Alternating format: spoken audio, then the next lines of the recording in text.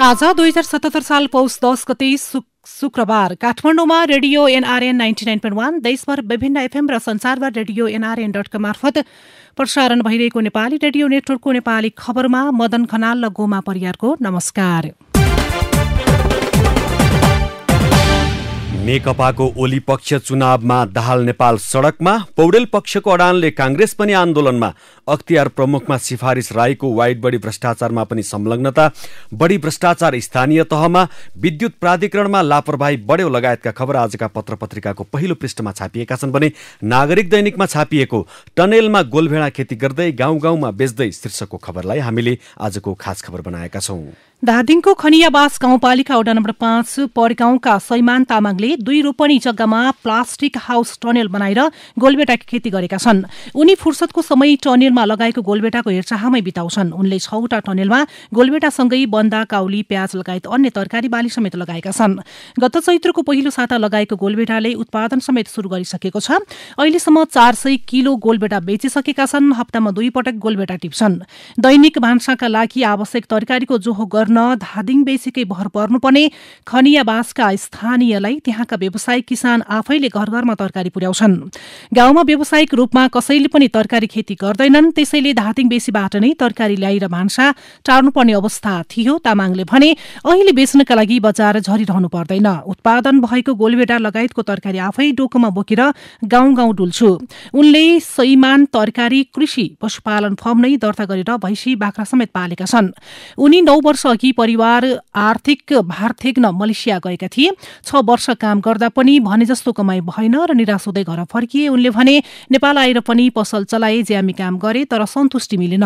अहिले उनले घरमै व्यावसायिक तरकारी खेती गरेका छन्। आमदानी सुरु हुँदा सन्तुष्टि मिलेको उनले बताएका छन्। कामका लागि भौतारिँदै कहिले मनाङ गए, कहिले काठमाडौँ गए तर भने जस्तो कमाई गर्न सकिन। उनले भने निराश हुँदै गाउँ फर्किए, कृषिमा लागे, अहिले सन्तुष्टि मिलेको छ। आफ्नै गाउँघरमा बसी बसी लाखौं कमाई गर्न सकेको छु। यो आवाज हो नेपाली रेडियो नेटवर्कको र तपाईं सुन्दै हुनुहुन्छ नेपाली खबर। नेपाली रेडियो नेटवर्कको नेपाली खबरमा अब पहिलो पृष्ठका खबरहरू। आज पनि अधिकांश पत्रिकाको प्राथमिकतामा नेकपाका 2 पक्षबीचको बढ्दो टकराव, त्यसैगरी प्रतिपक्षी कांग्रेसको प्रदर्शन लगायतका विषयहरू परेका छन्। सबैभन्दा पहिले लिँदैछौँ अन्नपूर्ण पोस्टको पहिलो मुख्य खबर। ओली चुनावमा दाहाल नेपाल सडकमा शीर्षकमा अगाडि लेखिएको छ। स्थिर सरकार र एउटै कम्युनिस्ट केन्द्र बनाउने बाचासहित 2075 जेठ 3 गते तत्कालीन एमाले र माओवादी केन्द्रबीच पार्टी एकता भएको थियो। पार्टी एकता 31 महिना पनि टिक्न सकेन। अन्तत यही पुस 7 गते नेकपा 2 टुक्रा भयो। दुवै पक्ष नेकपाकै नाममा वैधानिकताको खोजी गरिरहेका छन्। अर्कातिर एक अर्का विरुद्ध जुझ्ने गरी कार्ययोजना बनाई अगाडि बढेका छन्। ओली पक्ष प्रतिनिधि सभा विघटनलाई स्वागत गर्दै निर्वाचनसँगै गाउँ तहसम्मै जान लागेको छ। दाहाल नेपाल पक्ष भने प्रतिनिधि सभा पुनर्स्थापनाको मुद्दा लिएर गाउँ तहसम्मै आन्दोलनमा जाने तयारीमा छ। दुवै पक्षका बिहीबार बसेका केन्द्रीय समिति बैठकले त्यही अनुरूपका कार्ययोजना तय गरेका छन्। केपी शर्मा ओली भन्नुहुन्छ उहाँहरूसँग टाउको ठूलो देखिन्छ तर जनमत छैन, त्यही भएर उहाँहरू चुनावमा जान डराइरहनु भएको छ। संसद पुनर्स्थापना गरेर जालझेल गरेर आशीर्वाद लिएर खान पाइन्छ कि भन्ने उहाँहरूमा छ। अब त्यस्तो हुँदैन। यता पुष्पकमल दाहाल प्रचण्डको जवाब छ। प्रतिनिधि सभाको हत्या गरिएको छ। हामीले यो बीचमा जे उपलब्धि प्राप्त गर्यौं तिनको रक्षाका लागि एकचोटि पुरै तागतका साथ सङ्घर्षको मैदानमा जरुरी पर्छ भने जुझारु सङ्घर्षको मैदानमा जानुपर्छ। यता अन्नपूर्ण पोस्टले नै पौडेल पक्षको अडानमा आन्दोलन शीर्षकमा अर्को खबर अघिल्लो पृष्ठमा छापेको छ।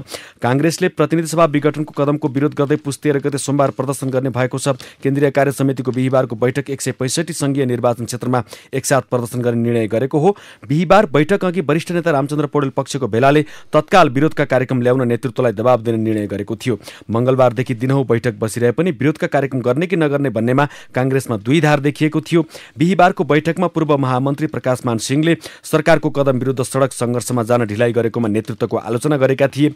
सरकारको कदम विरुद्ध तत्काल पार्टीले विरोधका कार्यक्रम ल्याउनुपर्छ। नेता सिंहले भने असंवैधानिक रूपमा संसद विघटन भएकाले पार्टीले आन्दोलनमा जान ढिला गर्नु हुँदैन। उपसभापति विमलेन्द्र रेग्मीले प्रतिनिधि सभाको अपरिहार्यतामा पनि जोड दिएका थिए। यी दुवै खबर अन्नपूर्ण पोस्टबाट।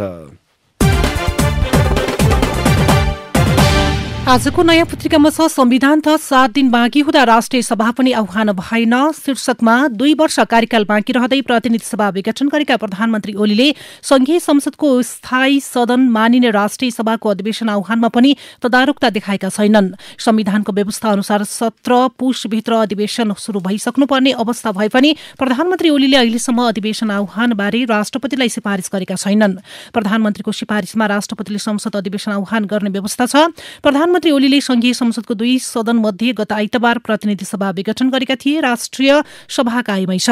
प्रतिनिधि सभा विघटनसँगै राष्ट्रिय सभा अधिवेशन आह्वानमा पनि सरकारको तदारुकता छैन।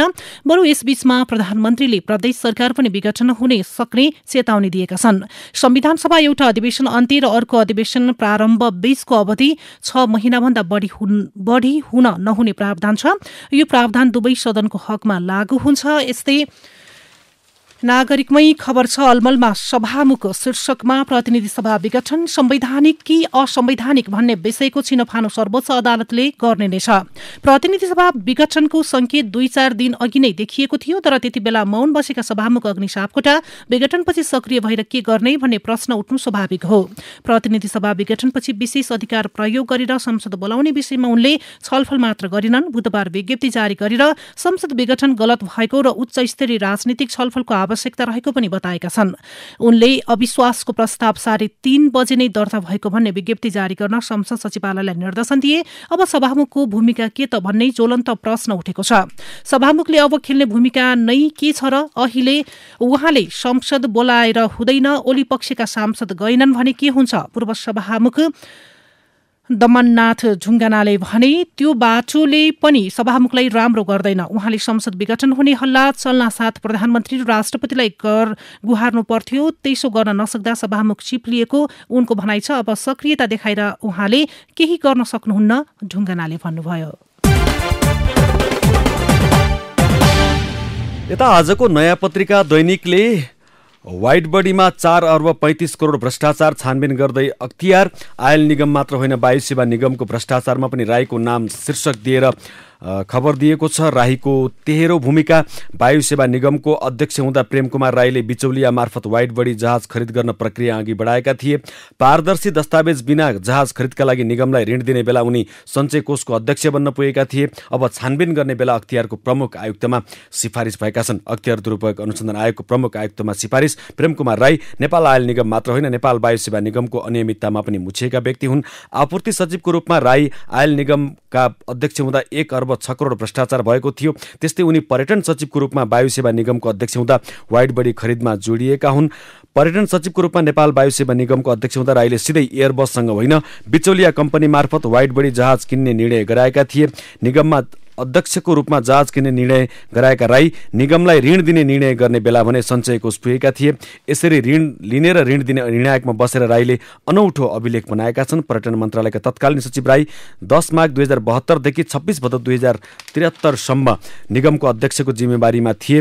तत्कालीन सरकारका प्रधानमन्त्री केपी ओली र पर्यटन मन्त्री आनन्द पोखरेलले उनलाई पर्यटन मन्त्रालयमा लगेका थिए। यता 26 जेठ 2074 मा बसेको सञ्चय कोष सञ्चालक समितिको बैठकले ऋण दिने प्रस्ताव गरेको थियो। त्यो बेला पनि राई सञ्चय कोष सञ्चालक समितिका अध्यक्ष थिए। आपूर्ति सचिवको रूपमा यतिन्जेलसम्म शेरबहादुर देउवा प्रधानमन्त्री र जितेन्द्र नारायण देव पर्यटन मन्त्री बनिसकेका थिए र अहिले उनी अख्तियार प्रमुखमा सिफारिस भएका छन्। यो विस्तृत खबर आजको नयाँ पत्रिका दैनिकले छापेको छ। यस्तै नयाँ पत्रिका दैनिकले यसैको उपशीर्षकमा राष्ट्रपतिलाई अख्तियारको प्रतिवेदन, मन्त्री परिषदबाट हुने भ्रष्टाचार बढ्यो उपशीर्षकको खबर पनि सँगै छ। ठेक्का र खरिदका सम्बन्धमा मन्त्री परिषदबाट निर्णय गराई भ्रष्टाचार गर्ने प्रवृत्ति बढेको भन्दै अख्तियार दुरुपयोग अनुसन्धान आयोगले त्यसमा सुधार गर्न सरकारसँग आग्रह गरेको छ। सार्वजनिक निकायबाट निहित व्यक्तिगत, समूहगत हित वा स्वार्थ रहेका खरिद निर्णय समेत मन्त्री परिषदमा पेश गरी निर्णय गर्ने परिपाटीलाई निरुत्साहित गर्नका लागि मन्त्री परिषदमा पेश गरिने नीतिगत निर्णयहरूको स्पष्ट परिभाषा, व्याख्या तथा नीतिगत र प्रशासनिक निर्णयको सीमा निर्धारण गरी नीतिगत निर्णय सम्बन्धी कार्यविधि तर्जुमा एवं कार्यान्वयन आवश्यक छ। आयोगले बिहिबार राष्ट्रपतिलाई बुझाएको 30औं प्रतिवेदनमा भनिएको छ। यता अन्नपूर्णमा खबर छ, बढी भ्रष्टाचार स्थानीयमा। शीर्षकमा सबैभन्दा बढी भ्रष्टाचार स्थानीय तहमा भएको पाइएको छ। अख्तियार दुरूपयोग अनुसन्धान आयोगको प्रतिवेदनमा स्थानीय तह समेत संघीय मामिला तथा सामान्य प्रशासन मन्त्रालय सम्बन्धी भ्रष्टाचार सम्बन्धी उजुरी 30.07% परेको उल्लेख छ। आयोगले उक्त प्रतिवेदन बिहिबार राष्ट्रपति विद्यादेवी भण्डारीलाई बुझाएको छ। अख्तियारका प्रवक्ता तारानाथ अधिकारीले मन्त्रालयगत रूपमा स्थानीय तहका कारणले सामान्य प्रशासनतर्फ सबैभन्दा धेरै उजुरी परेको पाइएको जानकारी दिएका छन्। शिक्षा क्षेत्रमा 16.36, भूमि प्रशासनमा 8.29% उजुरी परेका छन्। त्यस्तै दर्ता उजुरी मध्ये वन तथा वातावरणसँग सम्बन्धित 4.21, स्वास्थ्य तथा जनसङ्ख्यासँग सम्बन्धित 4.07 र गृह प्रशासनसँग सम्बन्धित 3.65% रहेका छन्। नेपाल विद्युत प्राधिकरणको चरम लापरवाहीका कारण सर्वसाधारणले ठूलो शास्ति र पीडा खेप्नु परेको छ। पछिल्लो समय काठमाडौँ लगायत देशभरका साना ठूला शहरमा दैनिक जसो विद्युत लाइन अवरोध हुन थालेको छ। अघोषित लोड सेडिङका कारण प्राधिकरणको वर्तमान नेतृत्वमाथि नै गम्भीर प्रश्न खडा हुन थालेको छ। प्राधिकरणको फितलो व्यवस्थापनका कारण पछिल्लो समय बत्ती आउने जाने क्रम बढ्न थालेको गुनासो गरिएको छ। काठमाडौँ लगायत देशका विभिन्न शहरमा बिहानदेखि रातिसम्म दर्जनौं पटक लाइन आउने जाने क्रम जारी रहेको सर्वसाधारणको गुनासो छ। यतिबेला सर्वसाधारणले सामाजिक सञ्जालदेखि विभिन्न माध्यमबाट प्राधिकरणको व्यवस्थापनप्रति औला उठाइरहेको पाइन्छ। विद्युत प्राधिकरणको चरम लापरवाही राजधानी दैनिकमा खबर छ। यस्तै राजधानी दैनिकले नै सशस्त्रमा डीआईजी बढुवा प्रक्रिया सुरु शीर्षकमा अर्को खबर लेखेको छ। सशस्त्र प्रहरी मुख्यालयले नायब महानिरीक्षक बढुवा प्रक्रिया थालेको छ। सशस्त्र प्रहरी अतिरिक्त महानिरीक्षक पुष्पराम केसीले डीआईजी बढुवाका लागि बिहिबार सूचना प्रकाशित गरेका छन्। सशस्त्रमा 7 डीआईजी पद रिक्त छन्। भूकम्पबाट पूर्ण रूपमा क्षति भएपछि निर्माण भइरहेको नयाँ धरहराको 20औं तलाको काम सम्पन्न भएको छ। उपत्यका अवलोकन गर्न यो तलामा बारदली बन्नेछ। धरहरा निर्माणको भौतिक प्रगति 90% र धरहरा पुनर्निर्माण आयोजनाको कुल भौतिक प्रगति र आर्थिक प्रगति 50% रहेको राष्ट्रिय पुनर्निर्माण प्राधिकरणले जनाएको छ। भुइँतलासहित 24 तलाको धरहरा निर्माण भइरहेको छ। बाँकी तलाको निर्माण यसै महिनाभित्र सम्पन्न हुने प्राधिकरणले जनाएको छ। धरहराको 20 तला तयार। आजको गोर्खापत्रमा खबर प्रकाशित छ। यो आवाज हो नेपाली रेडियो नेटवर्कको र तपाईं सुन्दै हुनुहुन्छ नेपाली खबर। नेपाली खबरमा अब भित्री पृष्ठका खबर। जनता समाजवादी पार्टीले प्रतिनिधि सभाको अधिवेशन बोलाउन सभामुख अग्नि सापकोटालाई सुझाव दिएका छन्। जसपाका नेताहरूले बिहिबार सभामुखलाई भेटेरै यस्तो सुझाव दिएका हुन्। प्रतिनिधि सभाको अधिवेशन बोलाउने सभामुखको अधिकार भएको भन्दै संविधानले नै सभामुखलाई यस्तो अधिकार दिएको उनीहरूको तर्क छ। प्रतिनिधि सभा अहिले पनि जीवित रहेको उनीहरूको भनाइ थियो। काठमाडौँको माइतीघरमा आन्दोलनरत उखु किसानहरूले बिहिबार सरकारलाई पत्र पठाएका छन्। उनीहरूले सरकारी दाबी अनुसार उठ्न बाँकी 66 करोड रुपैयाँ आगामी 15 दिनभित्र भुक्तानी गराउने ग्यारेन्टीको माग गर्दै पत्र पठाएका हुन्। पत्रमा उनीहरूले 15 दिनमा 66 करोड रुपैयाँ दिलाउन सरकारले लिखित प्रतिबद्धता गरे शर्तसहित आन्दोलनको कार्यक्रम फिर्ता लिने बताएका छन्। 15 दिनभित्र उद्योगीले पैसा नदिए त्यसको 10 दिनभित्र सरकार आफैले पैसा दिनुपर्छ।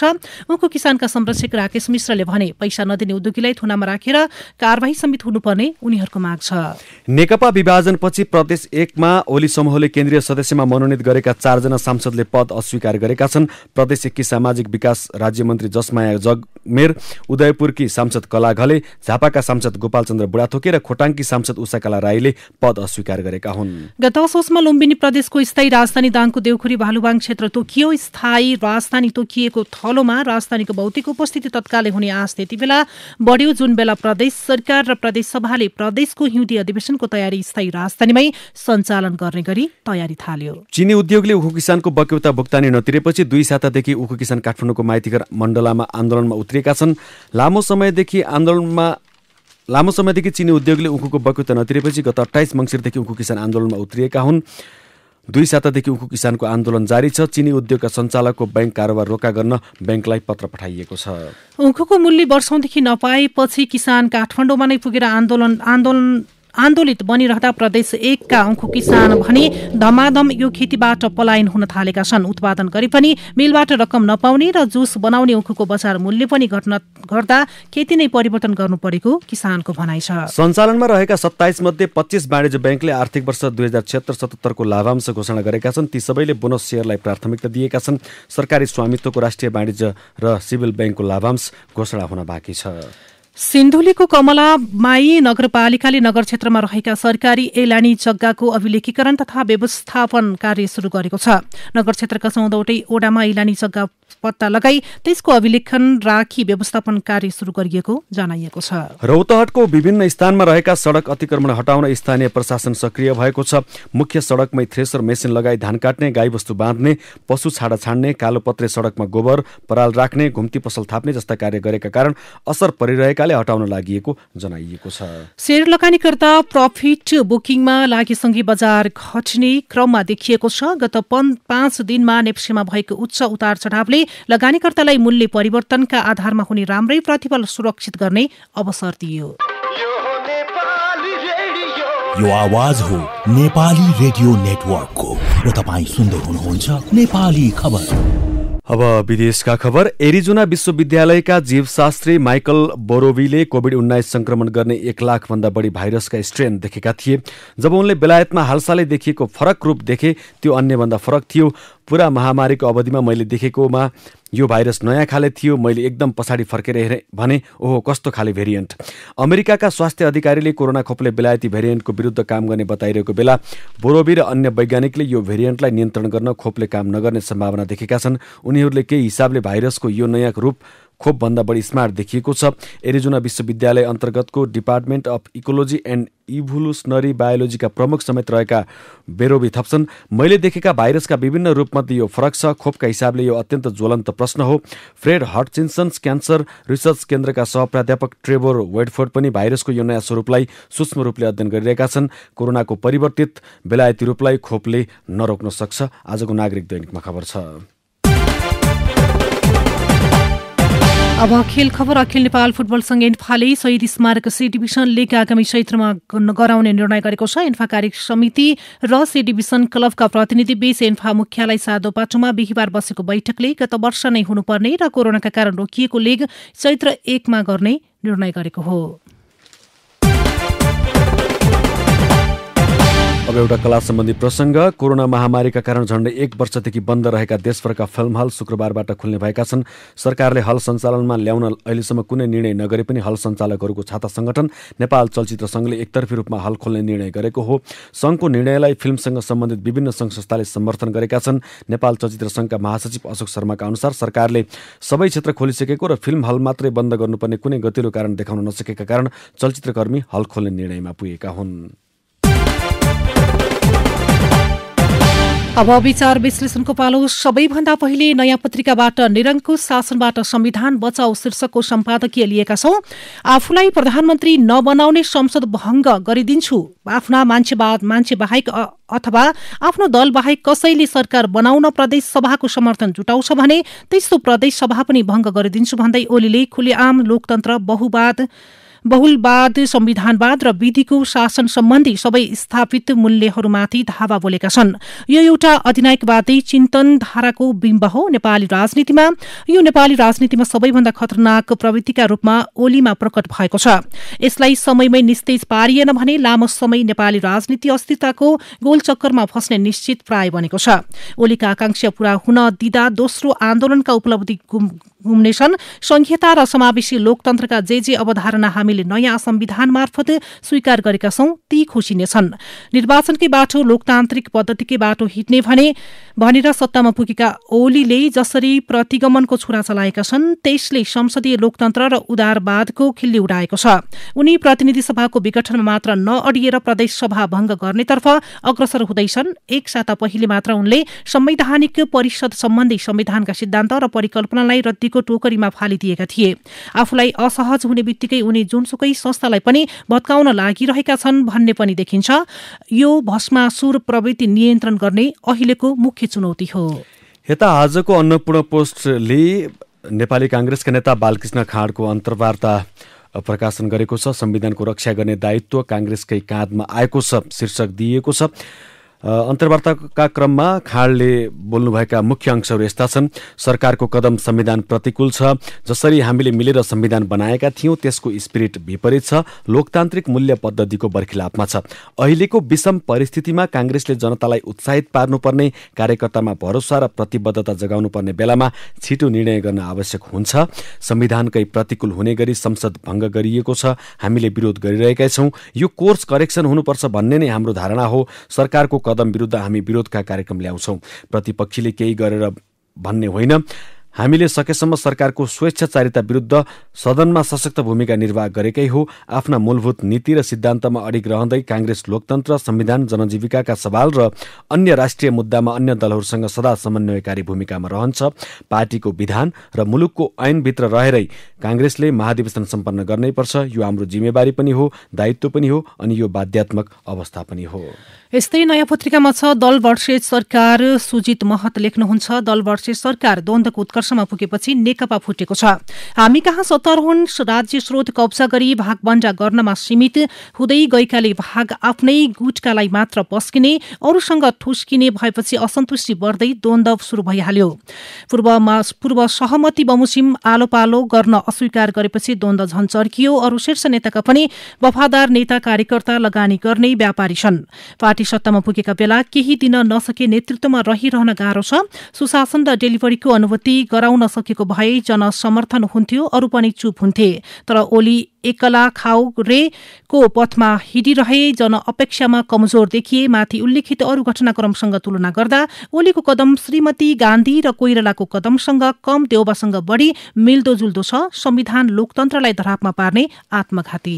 र एउटा पाठक टिप्पणी आजको नयाँ पत्रिका दैनिकमा कल्याणपुर सिराहाका प्रदीप कुमार यादवको गलत प्राथमिकता शीर्षकको मत छापिएको छ। कोरोना भाइरसका कारण देशका प्राय सबै उत्पादन क्षेत्र प्रभावित भए। लकडाउन र पछिका सावधानीका कारण अर्थतन्त्रमा सुस्तता आउँदा रोजगारीमा धक्का पर्यो। यसबाट बेरोजगारी र गरिबी बढ्दै गएको छ। जनता रोग भोक शोक र पीडामा डुबेका छन्। देशका आर्थिक गतिविधिहरू सङ्कटमय छन्। उता प्रधानमन्त्री ओलीले कसैलाई भोकै मर्न दिन्न, कसैलाई जाडोले मर्न दिन्न, भ्रष्टाचार गर्न दिन्न, संविधानलाई अक्षरशः पालना गर्छु भनेर भाषण गरेको सुनिन्छ।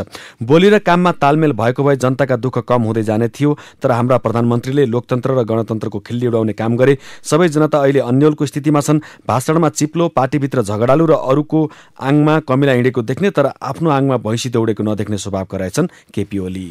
अवस्था अहिलेको नेपाली खबर यति नै। नेपाली रेडियो नेटवर्कमा यसपछि पत्रकार ऋषि धमलाको साथमा नेपाली बहस सुन्न सक्नुहुनेछ। नेपाली रेडियो नेटवर्क सुन्दै गर्नुहोला।